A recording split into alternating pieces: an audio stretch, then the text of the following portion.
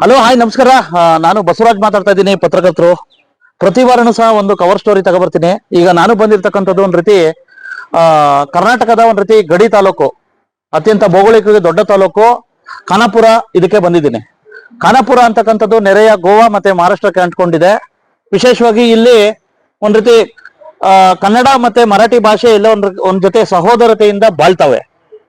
ಈಗ ನಾನ್ ಕೇಳೋದು, ಕೆಲವು ಟೌನ್ ಪಂಚಾಯಿತಿಗಳಲ್ಲಿ, ವಿಶೇಷವಾಗಿ ಇಲ್ಲಿ ಪಟ್ಟಣ ಪಂಚಾಯತಿ ಇದೆ, ಕೆಲವು ಕಡೆ ಏನಪ್ಪಾ ಮಾಡ್ತಾವ್ರ ಅಂದ್ರೆ ಈ ರೀತಿ ಏನು ಒಂದ್ ರೀತಿ ಮರಾಠಿ ಭಾಷೆಯಲ್ಲಿ ಒಂದ್ ರೀತಿ ಇದ್ ಮಾಡ್ತಾವ್ರೆ. ನಂದೇನು ಉದ್ದೇಶ, ಮರಾಠಿ ಭಾಷೆ ಮಾತ್ರ ಮರಾಠಿ ಭಾಷೆ ಯಾಕೆ ಮಾಡಿದ್ರಿ ಅಂತ ನನ್ನ ಉದ್ದೇಶ ಇಲ್ಲ. ಕೆಲವು ಕಡೆ ಇದ್ರ ಜೊತೆಗೆ ಮರಾಠಿ ಭಾಷೆ ಜೊತೆಗೆ ಕನ್ನಡನು ಸಹ ಒಂದ್ ರೀತಿ ಇದ್ ಮಾಡಿದ್ರೆ, ಕನ್ನಡ ಮಾಡಿದ್ರೆ ಎಲ್ಲೋ ಒಂದ್ ಕಡೆ ನನ್ನ ಉದ್ದೇಶ ಚೆನ್ನಾಗಿರುತ್ತೆ ಅಂತಕ್ಕಂಥದ್ದು ನನ್ನ ಅಭಿಪ್ರಾಯ. ಈಗ ನಾನು ಒಂದ್ ರೀತಿ ಹೋಗ್ತಾ ಇದ್ದೆ ಒಂದ್ ಕಡೆ, ಪಾಪ ಒಬ್ಬ ರೈತರು ಭೇಟಿ ಆದ್ರು. ಅವರು ದೇವಲತ್ತಿ ಅವ್ರು ಹೇಳಿದ್ರು ಇಂತ ರೆಸಿಪ್ಟ್ ಕೊಟ್ಟಿದ್ದಾರೆ. ಸದರಿ ಪ್ರಕಾರ ನಾನೇನ್ ಮಾಡಿದೆ, ಇದನ್ನ ಫೋಟೋ ಹೊಡ್ಕೊಂಡು ಏನಪ್ಪಾ ಇಲ್ಲಿ ಗಡಿ ಪ್ರದೇಶದಲ್ಲಿ ಕನ್ನಡ ನಶಿಸಿ ಹೋಗ್ತಾ ಐತೆ, ಇಂತಹ ಸಂದರ್ಭದಲ್ಲಿ ಇವ್ರು ಕೇಳಕ್ ಬಂದಾಗ ಕೆಲವು ಕಡೆ ಇದನ್ನ ಕನ್ನಡನು ವಿತರಣೆ ಮಾಡಿದ್ದಾರೆ. ಕೆಲವು ಕಡೆ ಕನ್ನಡಿಗರು ಎಲ್ಲೆಲ್ಲಿ ಇರ್ತಾರೋ ಅಲ್ಲಿ ಮರಾಠಿ ಇದ್ ಮಾಡ್ತಾವ್ರೆ. ಈಗ ನಂದೇನು ಉದ್ದೇಶ, ಎರಡೂ ಭಾಷೆ ಪ್ರಿಂಟ್ ಮಾಡಿ ಅಂತಕ್ಕಂಥದ್ದು, ಕನ್ನಡ ಮತ್ತೆ ಮರಾಠಿ. ಯಾಕಪ್ಪ ಅಂದ್ರೆ ಅವ್ರು ಹೇಳ್ತಾರೆ ಮರಾಠಿ ಭಾಷೆಯವರು ಇದಾರಂತ. ಹಾಗಾಗಿ ದಯವಿಟ್ಟು ಇಂಥ ಧೋರಣೆ ಹೋಗ್ಬೇಕು ಅಂತಕ್ಕಂಥದ್ದು ನನ್ನ ಅಭಿಪ್ರಾಯ. ಈಗ ಇಲ್ಲಿರ್ತಕ್ಕಂಥ ಇವ್ರೇನ್ ಹೇಳ್ತಾರೆ ಇದ್ರ ಬಗ್ಗೆ ಸಮಗ್ರವಾಗಿ ಚರ್ಚೆ ಮಾಡೋಣ. ಅಂಕಲ್, ಇದು ಯಾರು ಕೊಟ್ರು? ಯಾವಾಗ? ಹೌದಾ, ಇದೇ ಕೊಟ್ರಾ? 30 ರೂಪಾಯಿ. ಅಲ್ಲ, ಇದು ಮರಾಠಿಗೆ ಐತಲ್ಲ, ಕನ್ನಡ ನಿಮ್ಮ ಮರಾಠಿ ಬರಲ್ಲ? ಕನ್ನಡ ಬರುತ್ತೆ. ಯಾವ ಊರು ನಿಮ್ಮದು? ಹಾಂ, ದೇವಲತ್ತಿ. ನಿಮಗೆ ಮರಾಠಿ ಭಾಷೆ ಬರಲ್ಲ, ಕನ್ನಡ ಬರುತ್ತೆ. ಮತ್ತು ಇದು ಮರಾಠಿಗೆ ಐತಲ್ಲ? ಹೌದಾ? ಹಲೋ ಹಾಯ್ ನಮಸ್ಕಾರ. ನಾನು ಬಸವರಾಜ್ ಮಾತಾಡ್ತಾ ಇದ್ದೀನಿ, ಪತ್ರಕರ್ತರು. ವಿಶೇಷವಾಗಿ ನಾನಿವತ್ತು ಮಾತಾಡ್ತಕ್ಕಂಥ ಉದ್ದೇಶ ಏನಪ್ಪಾ ಅಂತಂದ್ರೆ, ನಾನು ಇತ್ತೀಚೆಗೆ ಒಂದ್ ರೀತಿ ಖಾನಾಪುರದ ಒಂದ್ ರೀತಿ ಪಟ್ಟಣಕ್ಕೆ ಭೇಟಿ ಕೊಟ್ಟಿದ್ದೆ.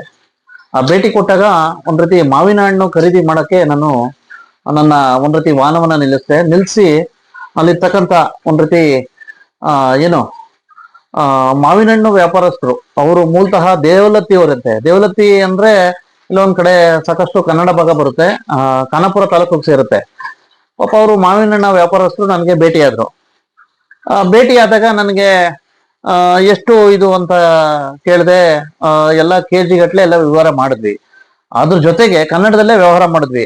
ಅದ್ರ ಜೊತೆಗೆ ಅವ್ರ ಕೈಯಲ್ಲಿ ಒಂದು ಸ್ಲಿಪ್ ಇತ್ತು. ಆ ಸ್ಲಿಪ್ಪನ್ನ ನಾನೇನ್ ಮಾಡಿದೆ, ಕೇಳಿದೆ ಇದೇನ್ ಸ್ಲಿಪ್ಪು ಅಂತ ಹೇಳ್ಬಿಟ್ಟು. ಇದು ಖಾನಾಪುರ ಟೌನ್ ಪಂಚಾಯತಿ ಅವ್ರು ಕೊಟ್ಟೋಗಿದ್ರೆ 30 ರೂಪಾಯಿ ಅಂತ ತಂದ್ರು. ನಾನ್ ಕೇಳಿದೆ, ಈ ನೀವು ಇಲ್ಲಿ ಕನ್ನಡದ ಕೊಟ್ಟವರು ಇದೇನಿದು ಅಂತ ಅಂದೆ. ಇಲ್ಲ ಸರ್, ಇದು ಮರಾಠಿಲಿ ಕೊಟ್ಟವ್ರಿ ಅಂತ ಅಂದ್ರು. ನಿಮ್ಗೆ ಏನಾದ್ರು ಮರಾಠಿ ಭಾಷೆಯಲ್ಲಿ ಅರ್ಥ ಆಗುತ್ತಾ ಅಂತಂದೆ. ಇಲ್ಲ ಸರ್ ಅಂತಂದ್ರು. ಹಾಗಾಗಿ ಈಗ ನಾನು ಇದ್ರ ಬಗ್ಗೆ ಏನಪ್ಪ ಹೇಳ್ತೀನಿ ಅಂದ್ರೆ, ವಿಶೇಷವಾಗಿ ಕನ್ನಡವನ್ನ ಗಡಿ ಒಂದ್ ರೀತಿ ತಾಲೂಕುಗಳಲ್ಲಿ ಉಳಿಸಬೇಕು ಮತ್ತೆ ಬೆಳೆಸ್ಬೇಕು. ಮತ್ತೆ ಸಾಕಷ್ಟು ಒಂದ್ ರೀತಿ ಅದನ್ನ ಪೋಷಣೆ ಮಾಡೋದಕ್ಕೆ, ಪ್ರೋತ್ಸಾಹ ಮಾಡೋದಕ್ಕೆ ಸಾಕಷ್ಟು ಕಾರ್ಯಕ್ರಮಗಳು ನಡೀತಾವೆ. ಬಹುಶಃ ಈ ಸರ್ಕಾರದಲ್ಲಂತೂ ಸಾಕಷ್ಟು ಅದು ಉತ್ತೇಜನ ಜಾಸ್ತಿ ಇದೆ. ಬೆಳಗಾವಿ ಇರ್ಬೋದು, ಮತ್ತೆ ಖಾನಾಪುರ ಇರ್ಬೋದು. ಇಂತಹ ಸಂದರ್ಭದಲ್ಲಿ ಹಲವಾರು ಕನ್ನಡ ಪರ ಸಂಘಟನೆಗಳು ಮತ್ತೆ ಸಾಕಷ್ಟು ಹೋರಾಟಗಾರರು ಅವ್ರದೇ ಆದ ರೀತಿಯಲ್ಲಿ ಕನ್ನಡದ ಬಗ್ಗೆ ಒಂದ್ ರೀತಿ ಧ್ವನಿ ಎತ್ತಿದ್ದಾರೆ. ಮತ್ತೆ ಸರ್ಕಾರದಿಂದನೂ ಆದೇಶ ಇದೆ, ವಿಶೇಷವಾಗಿ ಕನ್ನಡ ಒಂದ್ ರೀತಿ ಯಾವುದೇ ಒಂದು ನಾಮಫಲಕದಲ್ಲಿ 60% ಇರಬೇಕು ಅಂತ.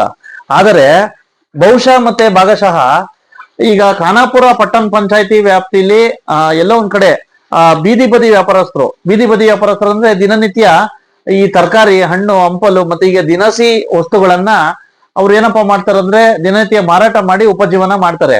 ಅವ್ರ ಹತ್ರ ಖಾನಾಪುರ ಪಟ್ಟಣ ಪಂಚಾಯತಿಯವರು ಒಂದು 30 ರೂಪಾಯಿದು ಒಂದ್ ರೀತಿ ಸ್ಲಿಪ್ ಕೊಡ್ತಾರೆ. ಆ ಸ್ಲಿಪ್ ಇರ್ತಕ್ಕಂಥದ್ದು ಮರಾಠಿ ಭಾಷೆಯಲ್ಲಿ ಮುದ್ರಣ ಮಾಡ್ತಾವ್ರೆ, ಕನ್ನಡ ಭಾಷೆಯಲ್ಲಿ ಮುದ್ರಣ ಮಾಡ್ತಾ ಇಲ್ಲ. ಈಗ ಕನ್ನಡಿಗ ವ್ಯಾಪಾರಸ್ಥರಿಗೂ ಸಹ ಒಂದ್ ರೀತಿ ಮರಾಠಿ ಭಾಷೆಯಲ್ಲಿ ವಿತರಣೆ ಮಾಡ್ತಾವ್ರೆ. ಹಾಗಾದ್ರೆ ಈಗ ನಂದು ಏನಪ್ಪಾ ಅಂತಂದ್ರೆ, ಎಲ್ಲಿ ಕನ್ನಡ ಭಾಷೆ ಬಳಸ್ತಾವ್ರೆ? ಏನು ಒಂದು ಕರ್ನಾಟಕಕ್ಕೆ ಸೇರಿದೆ, ಕರ್ನಾಟಕದ ಒಂದ್ ರೀತಿ ಗಡಿ ಪ್ರದೇಶಕ್ಕೆ ಗಡಿ ತಾಲೂಕು, ಅತ್ಯಂತ ದೊಡ್ಡ ತಾಲೂಕು ಖಾನಾಪುರ. ಇಂಥ ಖಾನಾಪುರದಲ್ಲಿ ಮೊದಲೇ ಕನ್ನಡದ ಶಾಲೆಗಳು ಬಂದಾಗ್ತಾ ಇರ್ತಕ್ಕಂಥದ್ದು. ಅಂದ್ರೆ ಕನ್ನಡ ಮತ್ತೆ ಮರಾಠಿ ಭಾಷೆಗಳ ನಡುವೆ ಒಂದ್ ರೀತಿ ಎಲ್ಲೋ ಒಂದ್ ಕಡೆ ಇದ್ದಿದ್ದಾಗ ಕನ್ನಡ ಭಾಷೆ ಉಳಿಸ್ಬೇಕು ಅದ ಜವಾಬ್ದಾರಿ ಇರ್ತಕ್ಕಂಥ ಅಧಿಕಾರಿಗಳು ಈ ರೀತಿ ಕನ್ನಡ ಭಾಷೆಗೆ ನಿರ್ಲಕ್ಷ್ಯ ತೋರಿಸಿದ್ರೆ ಯಾವ ರೀತಿ ಕನ್ನಡ ಉಳಿಯೋದು ಅಂತಕ್ಕಂಥದ್ದು ನನ್ನ ಪ್ರಶ್ನೆ. ವಿಶೇಷವಾಗಿ ಹೌದು, ಓಕೆ, ಈಗ ನನ್ಗೇನ್ ಮರಾಠಿ ವಿರೋಧಿ ಅಲ್ಲ. ವಿಶೇಷವಾಗಿ ಮರಾಠಿ ಭಾಷೆ ಸಹ ನನ್ನ ಸಹೋದರ ಭಾಷೆ. ಮರಾಠಿ ಭಾಷೆಯ ಜೊತೆಗೆ ಕನ್ನಡ ಭಾಷೆನೂ ಮುದ್ರಣ ಮಾಡಿ ಅಂತಕ್ಕಂಥದ್ದು ಮಾತ್ರ ನನ್ನ ಅಭಿಪ್ರಾಯ.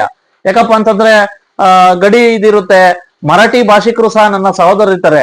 ಹಾಗಾಗಿ ಮರಾಠಿ ಭಾಷೆಯ ಜೊತೆಗೆ ಕನ್ನಡ ಭಾಷೆನೂ ಸಹ ಒಂದ್ ರೀತಿ ಮುದ್ರಣ ಮಾಡಿದ್ರೆ ಎಲ್ಲ ಒಂದ್ ಕಡೆ ಕನ್ನಡ ಭಾಷೆಗೂ ಪ್ರಾಶಸ್ತ್ಯ ಸಿಗುತ್ತೆ ಅಂತಕ್ಕಂಥದ್ದು ನನ್ನ ಅಭಿಪ್ರಾಯ. ಹಾಗಾಗಿ ನೆನ್ನೆ ಹೋಗಿದ್ದೆ ನಾನು ಆ ಒಂದು ಟೌನ್ ಪಂಚಾಯತ್ಗೆ. ಹೋದಾಗ ಅವರು ಇದನ್ನ ನೋಡ್ಬಿಟ್ಟು ದಿಗ್ಭ್ರಮೆಯಾಗಿ ಇಲ್ಲ ಸರ್ ಸಾರಿ ಕೇಳಿದ್ರೆ, ಮತ್ತೆ ಇನ್ ಮುಂದೆ ಈ ರೀತಿ ತಪ್ಪಾಗಲ್ಲ ಅಂತ ಕೇಳಿದರೆ. ಜೊತೆಗೆ ಮಾನ್ಯ ಶಾಸಕರಿಗೂ ಸಹ ನಾನು ಕೇಳಿದಾಗ ಅವರು ಸಹ ಹೇಳಿದ್ರು ಇಲ್ಲ ನಾವೆಲ್ಲ ಇದ್ ಮಾಡ್ತೀವಿ ಸರ್ ಅಂತ ಹೇಳಿದ್ದಾರೆ. ಹಾಗಾಗಿ ದಯವಿಟ್ಟು ಈ ರೀತಿ ಈ ರೀತಿ ಧೋರಣೆ ಹೋಗ್ಬೇಕು. ಕನ್ನಡ ಭಾಷೆನ ಉಳಿಸ್ಬೇಕು, ಕನ್ನಡ ಭಾಷೆನ ಬೆಳೆಸ್ಬೇಕು. ಜವಾಬ್ದಾರಿ ಸ್ಥಾನದಲ್ಲಿ ಇರ್ತಕ್ಕಂಥ ಮುಖ್ಯಾಧಿಕಾರಿಗಳು, ಬಹುಶಃ ಸಂತೋಷ್ ಕುಳಬೆಟ್ ಅವರು ಅಲ್ಲಿ ಮುಖ್ಯಾಧಿಕಾರಿಗಳಿದ್ದಾರೆ, ಅವರು ಕನ್ನಡ ಮೀಡಿಯಂ ಅಲ್ಲೇ ಓದಿದ್ದಾರೆ. ವಿಶೇಷವಾಗಿ ಇಂಥ ಜವಾಬ್ದಾರಿ ಸ್ಥಾನದಲ್ಲಿ ಇರ್ತಕ್ಕಂಥ ಅಧಿಕಾರಿಗಳು ಗೊತ್ತೈತಲ್ವೋ ಗೊತ್ತಿಲ್ಲ, ಈ ರೀತಿ ಕನ್ನಡದ ಕಗ್ಗಲೆ ಆಗ್ತಾ ಇರೋದು ಗಡಿ ಒಂದ್ ರೀತಿ ತಾಲೂಕುಗಳಲ್ಲಿ. ಹಾಗಾಗಿ ದಯವಿಟ್ಟು ಆ ಮುಖ್ಯಾಧಿಕಾರಿಗಳು ಸಂತೋಷ್ ಕುಳಬೆಟ್ ಅವರೇ, ದಯವಿಟ್ಟು ನೀವೆಲ್ಲದಕ್ಕೂ ಸೊಬ್ಬಿ ಬೀಳೋದ್ ಬಿಟ್ಬಿಡಿ. ಮೊದಲು ನೀವು ಮಾತಾಡ್ತಕ್ಕಂಥ ಭಾಷೆನ ಉಳಿಸಿ, ಕನ್ನಡ ಭಾಷೆನ ಮುದ್ರಣ ಮಾಡಿ, ಕನ್ನಡನ ಉಳಿಸಿ, ಕನ್ನಡವನ್ನ ಬೆಳೆಸಿ, ಜೊತೆಗೆ ಎಲ್ಲಾ ಭಾಷೆಗಳನ್ನು ವಿಶೇಷವಾಗಿ ಮರಾಠಿ ಭಾಷೆ ಎಲ್ಲಾ ಭಾಷೆಗಳನ್ನು ಪ್ರೀತಿಸಿ ಅಂತ ಹೇಳ್ಬಿಟ್ಟು ಈ ವರದಿನ ಬೆಳಕು ಚೆಲ್ತಾ ಇದ್ದೀನಿ. ರಾಜ್ಯದ ಗಡಿ ತಾಲೂಕು ಖಾನಾಪುರ ಪಟ್ಟಣ ಪಂಚಾಯಿತಿಯಿಂದಲೇ ಕನ್ನಡ ಭಾಷೆಯ ಮುದ್ರಣಕ್ಕೆ ಹಿಂದೇಟು ಹಾಕಿ ಕನ್ನಡದ ಕಗ್ಗೊಲೆ.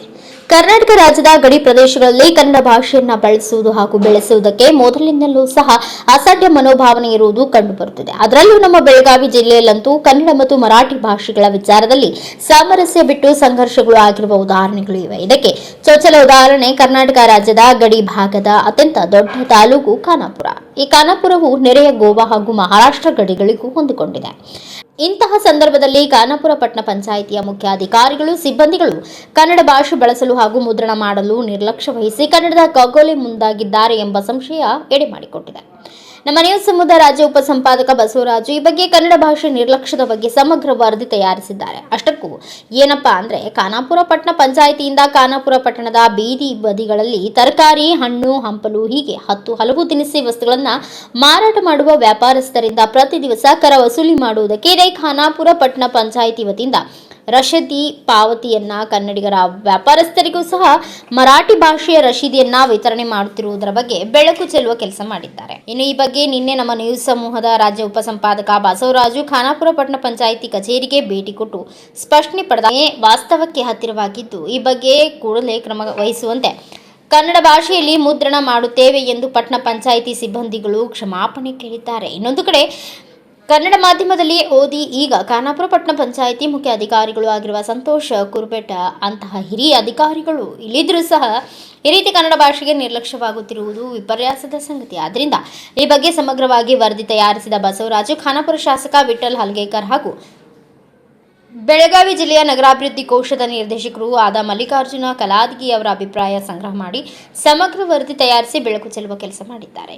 ಅದೇ ಈಗ ಪಟ್ಟಣ ಪಂಚಾಯತಿ ಖಾನಾಪುರದಲ್ಲಿ ಅಲ್ಲಿ ಮರಾಠಿಲೇನೋ ಈ ಕರ ವಸೂಲಿ ಮಾಡ್ತಾರಲ್ಲ ಸರ್, ಬೀದಿ ಬದಿ ವ್ಯಾಪಾರಸ್ಥವ ಮರಾಠಿ ಅಲ್ಲಿ ಮರಾಠಿ ಭಾಷೆಯಲ್ಲಿ ಸ್ಲಿಪ್ ಕೊಡ್ತಾವ್ರಂತೆ. ಹೌದಾ? ಹಾಗಾಗಿ ಮರಾಠಿ ಕನ್ನಡ ಎರಡು ಮುದ್ರಣ ಮಾಡಿ ಅಂತ ಹೇಳ್ಬಿಟ್ಟು ಒಂದಿದೆ. ಕನ್ನಡಿಗರಿಗೂ ಅಲ್ಲಿ ಮರಾಠಿ ಭಾಷೆಲ್ಲೇ ಕೊಡ್ತಾವ್ರಂತೆ. ನಾನು ನೋಡ್ತೇನೆ, ಕೇಳ್ತೇನೆ, ಇಮಿಡಿಯೇಟ್ ಮಾಹಿತಿ ತಗೋತೇನೆ ನಾನು. ಸರ್ ನೆನ್ನೆ ಹೋಗಿದ್ದೆ, ಅವರು ಸಾರಿ ಅಂತ ಕೇಳಿದ್ದಾರೆ. ದಯವಿಟ್ಟು ಮಾತಾಡ್ತೇನೆ ಸದ್ಯ ಸ್ಟೇಟಸ್ ತಗೋತೇನೆ. ಕನ್ನಡ ಇದ್ ಮಾಡಿದ್ರೆ ಹೆಂಗ್ ಹೇಳ್ರಿ, ಅರ್ಥ ಆಯ್ತಾ? ಡಿಪಾರ್ಟ್ಮೆಂಟ್ ಮೇಲೆ ಬರ್ತಾವ ಅಲ್ರಿ. ಈಗ ನೋಡ್ರಿ ಮೊದ್ಲೇ ಕನ್ನಡ ಕಡ್ಡೆ ಆಗಿದೆ. ನೀವು ಕಾಂಟ್ರಾಕ್ಟರ್ ಏನೇನ್ ನಿಮ್ಮ ಹೆಸರು? ಎಷ್ಟು ದಿನದಿಂದ ಕೊಡ್ತಾ ಇದ್ದೀರಾ ಇದು? ಎಷ್ಟು ದಿನದಿಂದ ಕೊಡ್ತಾ ಇದ್ದೀರಾ? ಈಗ ಒಂದ್ ತಿಂಗಳ ಆಯ್ತು ಸರ್, ಒಂದ್ ತಿಂಗಳಿಂದ ನೋಡ್ರಿ. ಈಗ ನೀವು ಕನ್ನಡದಾಗೆ ಇದ್ದೀರಾ, ಏನು ಓದಿರ? ಕನ್ನಡ ಮೀಡಿಯಂ ತಾನೆ? ಕನ್ನಡ ಮೀಡಿಯಂ ಆಗಿ ಕನ್ನಡನ ಇದ್ ಮಾಡ್ತಿರಲ್ಲ ಸರ್, ಹೆಂಗಿರ್ತಿದ್ರಿ? ಅಲ್ಲ, ಒಂದ್ ನಿಮಿಷ ಕೇಳ್ರಿ ಭಯ್ಯ, ನಾನ್ ಕೇಳಿದ್ದು ಓಕೆ, ಅದಗ್ರೀಡು. ನೀವ್ ಈ ರೀತಿ ಮಾಡೋದ್ ತಪ್ಪು ತಾನೆ? ಕನ್ನಡನ ಉಳಿಸ್ರಿ. ಮೊದ್ಲೇ ಗಡಿ ತಾಲೂಕು ಕನ್ನಡ ಇದಿದೆ. ಬೇರೆ ಭಾಷೆನ ಪ್ರೀತಿ ಮಾಡಿ ಕನ್ನಡನ ಉಳಿಸಿ ದಯವಿಟ್ಟು. ಕನ್ನಡ ಇದು ಕರ್ನಾಟಕ ಸರ್. ಈಗ ಪಟ್ಟಣ ಪಂಚಾಯತಿಯಿಂದ ಎಲ್ಲ ಒಂದ್ ಕಡೆ ಕರ ವಸೂಲಿ ಕೊಡ್ತಾರ ಸರ್ ಟ್ಯಾಕ್ಸ್ಗೆ, ಬೀದಿ ಬದಿ ವ್ಯಾಪಾರಸ್ಥರಿಗೆ. ಒಂದು ಮರಾಠಿ ಭಾಷೆಯಲ್ಲಿ ಅವರು ಮುದ್ರಿತ ಕೊಡ್ತಾರೆ ಸರ್. ಕನ್ನಡ ಭಾಷೆ ಅಂತಕ್ಕಂಥದ್ದು ಇದಿಲ್ಲ. ಮರಾಠಿ ಭಾಷೆ ಪ್ರೀತಿ ಮಾಡೋಣ ಸರ್, ಎರಡೂ ಭಾಷೆಯಲ್ಲಿ ಕೊಡ್ಬೇಕು ಅಂತಕ್ಕಂಥದ್ದು ಒಂದು ಒತ್ತಾಯ ಇದೆ ಸರ್.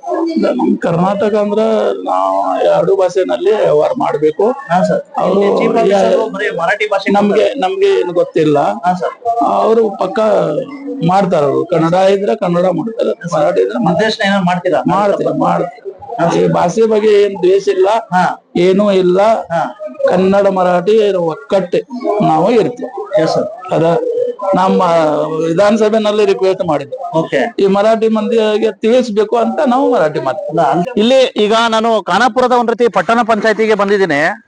ಇಲ್ಲಿ ಒಂದ್ ರೀತಿ ಈ ವಿಷಯಕ್ಕೆ ಸಂಬಂಧಿಸಿದಂತೆ ಇವ್ರು ಏನ್ ಹೇಳ್ತಾರೆ, ಇಲ್ಲಿರ್ತಕ್ಕಂತ ಒಂದ್ ರೀತಿ ಆ ಕರ ವಸೂಲಿ ಮಾಡ್ತಕ್ಕಂತ ನೇತೃತ್ವ ಕಾಂಬ್ಳೆ ಅವರು ಸಿಕ್ಕಿದ್ರೆ. ಸರ್ ನಮಸ್ತೆ, ನಮ್ಮ ಹೆಸರು? ನಮ್ ಗಂಗಾಧರ ರಾಮಚಂದ್ರ ಕಾಂಬಳೆ ಅಂತಾರ ಸರ್. ಸರ್ ಈಗ ಗಡಿ ಒಂದ್ ರೀತಿ ತಾಲೂಕು, ಕನ್ನಡ ಅಂತಕ್ಕಂಥದ್ದೇ ತುಂಬಾ ಇದಾಗ್ತದೆ, ಕನ್ನಡ ಸಂರಕ್ಷಣೆ ಮಾಡ್ಬೇಕು. ಇಂತಹ ಸಂದರ್ಭದಲ್ಲಿ ಕೆಲವು ಕಡೆ ಈ ರೀತಿ ಬರೇ ಒಂದ್ ರೀತಿ ಕನ್ನಡದಲ್ಲಿ ಇದ್ ಮಾಡೋದ್ ಬಿಟ್ಟು ಬರೇ ಮರಾಠಿ ಭಾಷೆಯಲ್ಲಿ ಇದ್ ಮಾಡ್ತಾ ಇದ್ದೀರಾ ಸರ್? ಹೌದು ಸರ್. ಆಕ್ಚುಲಿ ಅವ್ರಿಗೆ ನಾವು ಟೆಂಡರ್ ಕೊಟ್ಟಿದ ಮೇಲೆ ನಾವು ಷರತ್ತುಗಳು ಹಾಕಿದೀವಿ ಸರ್. ಅವ್ ಕಡೆಯಿಂದ ಮರಾಠಿ ಮತ್ತೆ ಕನ್ನಡ ಚಾಪ್ಲೇಬೇಕಾ ಅಂತ ತಿಳಿಸಿದೀವಿ. ಅದ್ರ ಜೊತೆಗೆ ನಮ್ ಮುನ್ಸಿಪಾಲಿಟಿ ಸೇಲ್ ಮೋರ್ ಅನ್ನ ಹಾಕಬೇಕಂತ ಹೇಳಿದೀವಿ. ಈಗ ಕೆಲವು ಕಡೆ ಅವ್ರ ಮರಾಠಿ ಒಳಗ್ ಕೊಟ್ಟಾರ. ಇನ್ನು ಮುಂದ ಹಿಂಗ ಆಗಂಗಿಲ್ಲ ಅಂತ ನಾವು ಇದು ಮಾಡ್ತೀವಿ. ಅವ್ರದ್ದು ಹಿಂಗ್ ಮಾಡಿದಂದ್ರ ಕಾಂಟ್ರಾಕ್ಟ್ ರದ್ದು ಮಾಡ್ತೀವಿ. ಅದ್ರ ಸಲುವಾಗಿ ಈಗ ಮುಂದ ಸರ್ ಈಗ ಇಲ್ಲಿ ನೋಡಿ, ಈಗ ವೀಕ್ಷಕರೇ ಈಗ ನೋಡಿ ಸರ್, ನೀವೇ ಇದ್ರೊಳಗೆ ನನ್ಗೇನ್ ಮರಾಠಿ ಭಾಷೆ ಹಾಕ್ಬೇಡಿ ಅಂತ ಹೇಳ್ತಾ ಇಲ್ಲ. ಮರಾಠಿ ಭಾಷೆನೂ ನಮ್ ಸಹೋದರ ಭಾಷೆ ಸರ್. ಒಂದ್ ನಿಮಿಷ ಕೇಳಿ, ಕನ್ನಡದ ಹಾಕದಿದ್ದಂಗೆ ಹೆಂಗ್ ಹೇಳಿ ಸರ್ ಇದು? ಈಗ ಕೆಲವು ಕಡೆ ಬರೀ ಕನ್ನಡಿಗರು ದೇವಲತ್ತಿ ಕಡೆಯಿಂದ ಬಂದಿರ್ತಾರೆ, ದಯವಿಟ್ಟು ಅದ್ರ ಬಗ್ಗೆ ಹೇಳಿ. ಇದು ಏನು ಮರಾಠಿಯನ್ನು ಕೊಟ್ರಲ್ಲ ಸರ್? ಹಾ ಸರ್. ಈಗ ಮರಾಠಿಯನ್ನು ಕೊಟ್ರಲ್ಲ, ಅವ್ರದ್ದೇನ್ ನಾವು ಷರತ್ತುಗಳ ಪ್ರಕಾರ ಏನ್ ಕ್ರಮ ತಗೋಬೇಕಂದ್ರ ಅದ ಕ್ರಮ ತಗೊಂಡು ಅವ್ರ ಮೇಲೆ ನಾವು ಶಿಸ್ತಿನ ಕ್ರಮ ತಗೋತೀವಿ. ಅಲ್ಲ, ಕನ್ನಡ ಭಾಷೆ ಕಂಪಲ್ಸರಿ ಅವ್ರ ಕನ್ನಡ ಪ್ರಿಂಟ್ ಮಾಡಿದ್ರೆ ನಾಳಿಂದ ಇವತ್ತಿಂದ ಸ್ಟಾರ್ಟ್ ಮಾಡ್ರಿ ಅಂತ ಹೇಳಿದಿವಿ ಅವ್ರಿಗೆ. ಮತ್ತೆ ಈಗ ಹೇಳ್ತಾರ ಅವ್ರ ಕಾಂಟ್ರಾಕ್ಟ್ ಜೊತೆಗೆ. ಕಾಂಟ್ರಾಕ್ಟರ್ಗೆ ಇದನ್ನ ಆದೇಶ ಹಾಕಿದ್ದ ಪ್ರಕಾರನ ಅವ್ರಿಗೆ ಕಂಪಲ್ಸರಿ ಕನ್ನಡ ಇವ್ರ ಮಂದಿ ಸಂಬಂಧ ಏನೈತಲ್ಲ ಫೀಸ್ ತಗೋ ಟೈಮ್ದಾಗ ಏನ್ ರಿಸಿಟ್ ಇದೋ ನಾವು ಕನ್ನಡ ಒಳಗನ ಇದು ಮಾಡಿಸ್ಬೇಕು. ಅಲ್ಲ, ಇಲ್ಲಿ ಇರ್ತಕ್ಕಂಥ ಚೀಫ್ ಆಫೀಸರ್ ಅವರು ಕನ್ನಡಿಗರು, ಕನ್ನಡ ಭಾಷೆ ಓದಿದ್ದಾರೆ. ಅಲ್ಲ, ಇಂಥವ್ರೆ ಹಿಂಗ್ ಮಾಡಿದಾಗ ಹೆಂಗ್ ಸರ್ ಕನ್ನಡ ಹೆಂಗ್ ಉಳ್ಸಕ್ ಸಾಧ್ಯ? ಇಲ್ಲ ಸರ್, ಕನ್ನಡ ಉಳಿಸಬೇಕ. ನಾವು ಕಂಪಲ್ಸರಿ ನಾವು ಏನೈತಲ್ಲ ಕನ್ನಡ ಒಳಗನ ಇದೆ. ಇದು ಸ್ವಲ್ಪ ಕಾಂಟ್ರಾಕ್ಟ್ ಕಡೆಯಿಂದ ತಪ್ಪಾಗಿದೈತಿ. ನಮ್ಮ ಕಣ್ಣಿಗೆ ನೀವು ತಗೊಂಡ್ ಬಂದಿರಿ. ಅವ್ರ ಮೇಲೆ ನಾವು ಏನೈತಲ್ಲ ನಾಳಿಂದ ಇವತ್ತಿಂದ ಕನ್ನಡ ಅನ್ನ ಇದು ಮಾಡಕ ಚಾಲು ಮಾಡ್ತೀವಿ. ದಯವಿಟ್ಟು ಕನ್ನಡ ಉಳಿಸಿ ಸರ್, ದಯವಿಟ್ಟು. ಕನ್ನಡದ ಭಾಷೆ ತಂದೆ ಅವರು ಇದ್ದವ್ರು, ಆ ಭಾಷೆ ಒಳಗಿಂದ ನಾವು ಪ್ರೀತಿ ಐತಿ, ಆ ಪ್ರಕಾರ ಅವಾಗ ಮಾಡಕ್ ಹೇಳ್ತೀನಿ ಸರ್. ಧನ್ಯವಾದ. ಇನ್ನಾದರೂ ಗಡಿ ತಾಲೂಕಾ ಖಾನಾಪುರ ಪಟ್ಟಣ ಪಂಚಾಯಿತಿಯವರು ಕನ್ನಡ ಭಾಷೆಯನ್ನ ನಿರ್ಲಕ್ಷ್ಯ ಮಾಡದೆ ಕನ್ನಡ ಭಾಷೆಗೆ ಪ್ರಾಶಸ್ತ್ಯ ನೀಡುವವರೇ ಎಂಬುದನ್ನು ಕಾದು ನೋಡಬೇಕಿದೆ. ಬ್ಯೂರೋ ರಿಪೋರ್ಟ್ ಬಾಸವರಾಜು, ಭಾರತ ವೈಭವ news, Khanapur. Thanks for watching. Read, discuss and debate with editor Dr. Yan Prashant Rao. Wanted reporters in print, digital and visual media for Bharat Vaibhav Daily Newspaper, BV News 5 Channel and BV Fast Web News from all the talukas of Karnataka, Goa and Maharashtra. If interested, send your resume to 9019229369.